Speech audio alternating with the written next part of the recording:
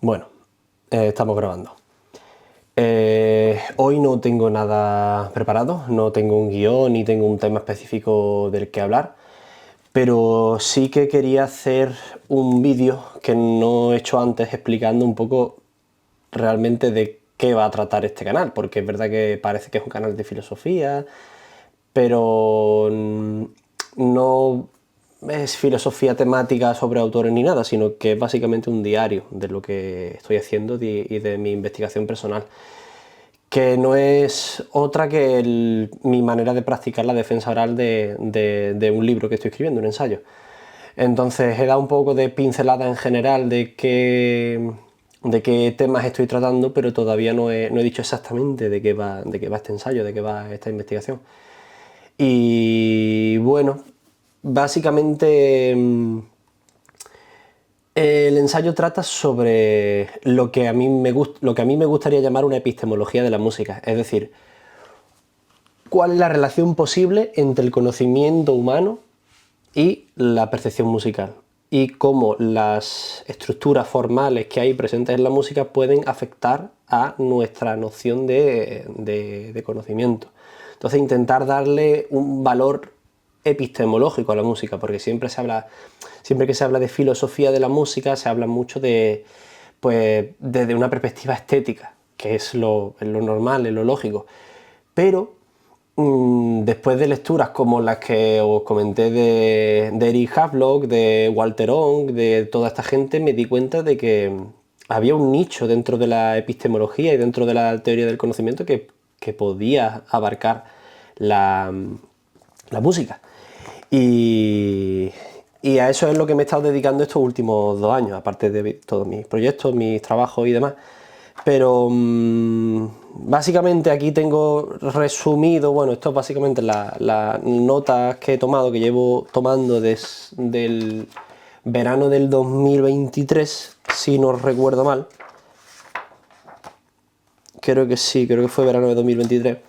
Y hay pues apuntes de todo tipo, desde el origen de la perspectiva, que parece que no tiene nada que ver, pero sí que tiene que ver, de citas de Borges, de teoría de música antigua, de tratados griegos y demás, y hay un montón de cosas. Pero eso, en general va partiendo de la base de los escritos de Havelock, cómo podemos relacionar estas estructuras formales que se dan en la oralidad antigua, como por ejemplo la conocida estructura prótesis y apódosis, que se da en la antigüedad para describir que es como se formulaban los presagios en la antigüedad. Es decir, si se dan ciertas condiciones, por ejemplo, si las estrellas se alinean con cierto patrón, pues el rey será próspero en su reinado actual o lo que sea. Hay una conexión entre antecedente y consecuente en la antigüedad que podría estar relacionado de alguna manera a nivel oral. No estamos hablando aquí de una ciencia como lo entendemos hoy en día, de una institución científica, pero sí que, siguiendo ahora mismo mi intuición, simplemente estoy intentando justificarlo a través de mi lectura, pero es puramente una intuición. Es muy posible que estas estructuras de prótasis y apódosis, que son tan comunes en los textos de la antigüedad, estén estrechamente ligados a lo que conocemos como el silogismo aristotélico. Si pasa esto, entonces, partiendo de premisas, llegar a una conclusión cuyo contenido, a una conclusión que esté contenida dentro de las premisas. Entonces, en los textos de la antigüedad no se da con esa exactitud, pero sí que hay cierta vinculación y sí que hay... Yo por lo menos siento cuando, después de haber estudiado muchísimos años música y haber estudiado la carrera de composición, cuando uno escucha música, realmente hay siempre una sintaxis implícita, por lo menos en la música común. Incluso en la no tan común, siempre hay por así decirlo, una articulación. Creo que era Jean-Luc Nancy quien decía que el lenguaje de la música no era otra cosa que... No, Jean-Luc Nancy no, era Pierre Boulez, que decía que el lenguaje de la música era sea, en la música son ineludibles las conjunciones, por así decirlo. Es decir, la música es el lenguaje de los peros y, sin embargo, los contra... no, contra es una preposición, perdón. Pero básicamente la música, toda esta serie de articulaciones, esta formalización que entendemos desde la perspectiva clásica como estas preguntas y respuestas, como antecedente y consecuente, realmente reflejan un tipo de conocimiento oral que ya hemos visto con Havelock y que de algún modo siento que tiene que estar relacionado con la aparición del silogismo y con todo este desarrollo que hubo en la... bueno, porque según los manuales de lógica que he estado investigando de historia de la lógica, por lo visto la cuestión de la lógica y del silogismo aristotélico y de la lógica platónica también surgen como una respuesta a los sofistas, a la práctica de lo que se llamaba la erística. Pero no... La lógica, por así decirlo, aunque hoy pensemos que la lógica remite a una instancia ontológica superior, como es la matemática, que son leyes universales e inmutables, en realidad la lógica nace como una cuestión dialógica, nace del habla. Es decir, no nace de proporciones matemáticas, sino que se sirve de ellas para formalizarse y constituirse como ciencia. Pero realmente parte desde una perspectiva materialista, que es la que estoy siguiendo, del materialismo filosófico, entre muchas comillas. No soy todavía ningún experto como para hablar en esos términos, pero sí que se parte de...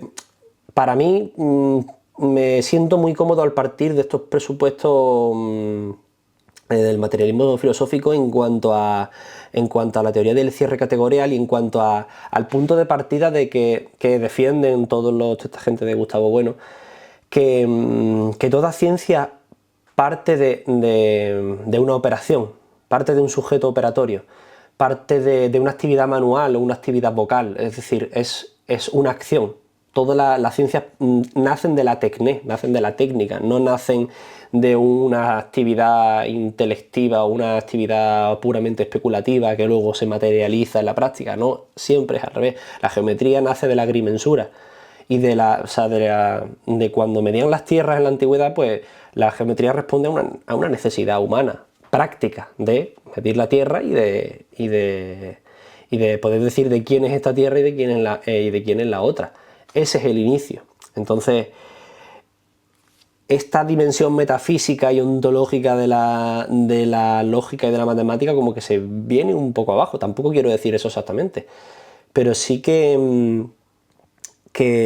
esta visión materialista de la ciencia me da que pensar que, ya que es posible, según esta teoría, la lógica parte de una actividad práctica, es muy posible que esta actividad práctica a su vez tenga relación pues, con estas estructuras orales, con una función mnemotécnica que se daban en la antigüedad. Entonces, parece un poco rebuscado, pero para mí tiene todo el sentido que estas estructuras tan repetidas a lo largo del tiempo de conexión entre un antecedente y consecuente, o entre prótasis y apódosis, estas estructuras estíquicas en las que se dividen siempre en mitad y se busca una formalización para estimular la memoria, eso pudo haber coadyuvado al surgimiento de la lógica. Por lo tanto, en el origen de la lógica, que es el fundamento de la matemática, de la teoría de conjuntos, existe la posibilidad de que haya una conexión estrecha entre el material poético musical y la matemática, en el sentido de que es previo a la lógica. La lógica como institución matemática, como actividad, como actividad intelectual, es posterior a la música y a la poesía. Y creo que hoy en día pues, hay muchísimos resquicios de esta posible conexión, pues como vemos pues, en el paradigma de análisis clásico, que directamente se habla de antecedente y consecuente. Y cuando uno escucha una melodía o escucha cualquier melodía clásica, realmente está escuchando frases musicales, que no son exactamente frases en el sentido semántico y sintáctico del lenguaje ordinario, o sea, no en el sentido semántico, pero sí en el sentido sintáctico. Es verdad que la sintaxis no está tan definida, pero hay una sintaxis clara, sobre todo en el sistema musical tonal y fuera del tonal también. Pero esa es la cuestión, que mi investigación va encaminada a... Digo investigación, pero esto no parto, o sea, no estoy buscando ahora mismo una justificación filosófica ni hacer ciencia de esto. O sea, yo estoy en segundo de carrera de filosofía y no me atrevo todavía a otorgarme a mí mismo esa autoridad, sino simplemente estoy recopilando una serie de indicios pues que quizás en un futuro, dentro de 5 o 6 años, cuando haga la tesis doctoral, pues pueda aprovecharlos para después sí fundamentar pues una epistemología musical, por así decirlo. Y cada día estoy más convencido, conforme voy avanzando más en la lectura de estos textos y de la toma de apuntes y de todas estas movidas, pues todo va cogiendo una forma súper bonita y me estoy dando cuenta de que realmente hay mucha más conexión de la que yo creía entre el conocimiento humano en general y el conocimiento musical. Y hay una serie de estructuras que nosotros llevamos implícitas y que se justifican por medio de la pura repetición. No es más que el conocimiento humano. Por eso el otro día os hablé de Bergson, porque el papel de la memoria creo que es fundamental, porque es que no hay pensamiento posible sin memoria. Y esta memoria, o sea, y la música funciona de igual forma. Estas estructuras formales que están presentes en la oralidad están de forma muy evidente en la música, y creo que la música podría convertirse en una herramienta no solo estética, sino epistemológica. Y ya al margen de la pedagogía musical, de la musicoterapia y todas estas cosas que tienen su utilidad, que están muy bien, pero hablo más a un nivel epistemológico, a un nivel de plantearlo como una posible rama de la filosofía, que comprenda la música pues como el reflejo del verdadero funcionamiento del conocimiento humano, de esta idea que dice Bergson, sobre todo cuando habla de la percepción musical, de que esta es la percepción real que nosotros tenemos los humanos, de que la música evidencia, pues por ejemplo, desde esta multiplicidad cualitativa, que en música es muy evidente por los ejemplos que él pone. Por ejemplo, cuando tú entiendes una melodía, tú nunca estás entendiendo una suma de notas, ni una suma de altura, ni una sucesión.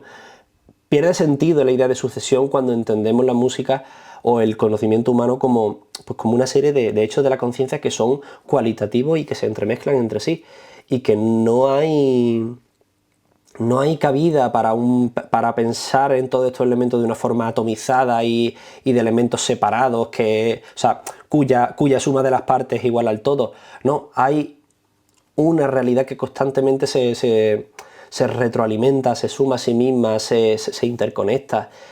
Y en ese sentido nosotros escuchamos una melodía musical, y hablo de melodía musical, pero evidentemente sabemos que hay miles de músicas que no giran en torno a la melodía ni en torno a la armonía, pero sí que todas tienen un patrón común. Es que no hay elementos identificables y separables, ni siquiera en la melodía, que podría decirse que es el estilo musical más discreto, en el sentido de que tiene una serie de unidades discretas que en las que se puede descomponer. Si tú separas una melodía en sus distintas notas, las distintas notas no valen nada. Son notas sueltas. Tienes que combinarlas con una serie de requisitos específicos para que tengan sentido. Y si tú le quitas una de esas notas, deja de tener sentido, porque o pierde su sentido rítmico, o pierde su sentido armónico, o pierde su sentido melódico, pero nunca es lo mismo. Entonces creo que la música tiene ese potencial de hacernos comprender realmente cómo funciona el conocimiento humano. Entonces por ahí va la cosa. Por eso os he hablado de Bergson, os he hablado de Havelock, os he hablado de estas estructuras a priori del conocimiento en el dibujo infantil, porque son varias partes de lo mismo. Revelan cómo el ser humano parte de elementos básicos cuya identidad intenta conservar, a la vez que reactualiza pues los elementos accesorios y secundarios que lo componen. Entonces, es una propuesta de un modelo iterativo del conocimiento, un modelo que se reactualiza, que no esté basada en fórmulas fijas que definen una totalidad, sino que la totalidad esté definida dentro de una función, más o menos, o de otro enfoque epistemológico que se base en la repetición y en la variación, y no en la pura descomposición y pura división de los elementos en sus partes más mínimas, porque no hay partes mínimas, hay elementos que mediante consenso podemos establecer como pilares mínimos para tener un conocimiento básico, pero no hay unidades mínimas e indivisibles, siempre hay mucho más.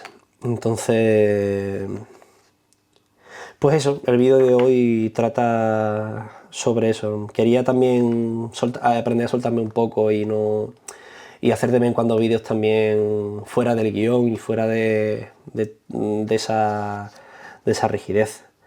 Así que ya está, seguramente el próximo vídeo sea de Jean-Luc Nancy, porque me estuve leyendo un ensayo muy breve que tiene que se llama A la escucha, y tiene un montón de material interesante. También me gustaría tratar la poética de Aristóteles, los primeros analíticos y segundos analíticos, y eso, y todo el desarrollo histórico de la lógica, que es lo que estoy metido ahora. Estoy intentando buscar esa vinculación entre estas dos cosas. Así que sí, de vez en cuando subiré algún vídeo actualizando qué cosas nuevas he encontrado, al margen de las temáticas específicas.